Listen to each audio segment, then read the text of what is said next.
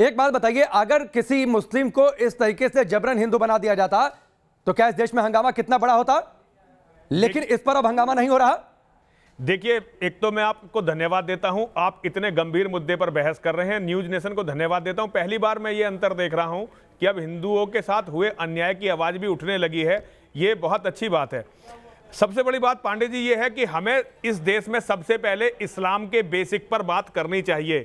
पूरी दुनिया के सामने जो इस्लाम का इतिहास है, जो मोहम्मद से शुरू होता है, पैगंबर मोहम्मद से, उस पर बात करनी चाहिए। कुरान और इनकी हदीसों का ट्रांसलेशन बहुत ही जल्दी से जल्दी हिंदी, अंग्रेजी और सारी भारत की भाषाओं में करके सबको देना चाहिए। जो ये वकील साहब कह रहे हैं ये बिल्कुल गलत नहीं कह रहे हैं, ये बिल्कुल सही कह रहे हैं, क्योंकि इस्लाम इन्हें यही सिखाता है। झूठ बोलना, चोरी करना, डकैती डालना, औरतों का व्यापार करना, यही इस्लाम सिखाता है, यही इस्लाम है। अभी विनोद बंसल जी कोई अल्लाह का इस्लाम, मुल्ला का इस्लाम कह रहे थे। ऐसा कोई अल्लाह का इस्लाम, मुल्ला का इस्लाम नहीं होता। इस्लाम केवल एक है, इस्लाम है मोहम्मद का इस्लाम। एक मिनट वकील साहब, आप तमीज से थोड़ा सुन लें, तमीज से थोड़ा सुन लें। आप मेरी बात भी सुन लें। आप बोल रहे थे, मैं तो बोला नहीं। देखिए, जो इस्लाम है वो इस्लाम एक है, वो है मोहम्मद का इस्लाम, जो कुरान से चलता है, हदीसों से चलता है।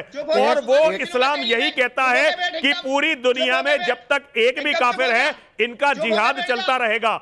ये पूरी दुनिया का कत्ल करेंगे जब तक एक भी काफिर है। ये कत्लो गारत भी करेंगे, धोखेबाजी भी करेंगे।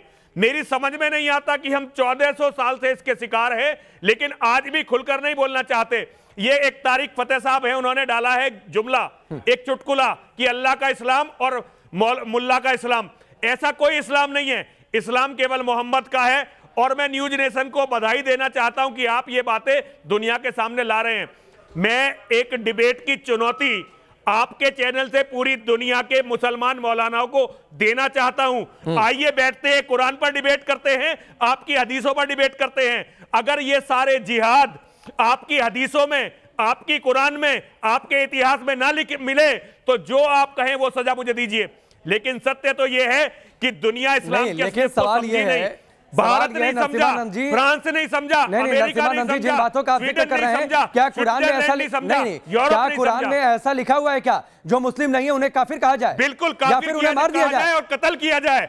कत्ल किया जाए, यदि वो धर्म परिवर्तन नहीं कर रहे तो उनका कत्ल किया जाए। उनकी औरतों के साथ सामूहिक बलात्कार किए जाए, उन्हें मंडी में बेचा जाए। यही इस्लाम का इतिहास है, यही कुरान है, यही हदीस है। नहीं, विनोद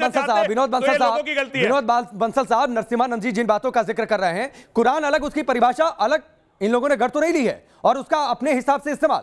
जो बात पहले आई कि मुल्ला का इस्लाम अलग, अल्लाह का इस्लाम अलग। नहीं, देखिए, स्वामी जी की बात बड़ी अच्छी है, बिल्कुल ठीक कहा इन्होंने, बड़े तथ्यात्मक बातें रखी हैं और इसको बड़ा गंभीरता से लेना चाहिए। वास्तव में आपके टीवी चैनल पर कल जो है, आपको याद होगा, कल दोपहर में एक डिबेट के दौरान हमारे जो अंतर्राष्ट्रीय कार्याध्यक्ष हैं माननीय आलोक कुमार जी, उनसे एक प्रश्न दीपक जी ने पूछा था कि क्या कुरान में ऐसा लिखा हुआ है क्या कि हाँ, जो इस्लाम को नहीं मानता वो काफिर है और काफिर की सजा मौत है। क्या आपने भी कुरान पढ़ी है क्या? उन्होंने बड़ी विनम्रता से और बड़ी जिम्मेदारी के साथ में माननीय आलोक जी ने क्या कहा था, उन्होंने कहा था कि ये मैं नहीं कह रहा, दिल्ली की एक अदालत ने ये मुकदमा पहुंचा था। दिल्ली की अदालत में मुकदमे में जाकर के उसमें ये कुरान का हवाला दिया गया था कि कुरान ऐसे कहती है, इसकी आयतें ऐसी हैं जिनको निकाला जाना चाहिए। आपको बताऊं, उस न्यायालय के जज ने साफ उस निर्णय में लिखा कि देखिए, ये जो आप बात कह रहे हैं बिल्कुल सत्य है, दुनिया को कोई मुसलमान इसको झुठलाता नहीं है। इसका परफेक्ट इधर इफ्स एंड वर्ड जरूर देता है। एक सबसे बड़ी बात, इस्लाम का जो रोल मॉडल है वो है मोहम्मद पैगंबर।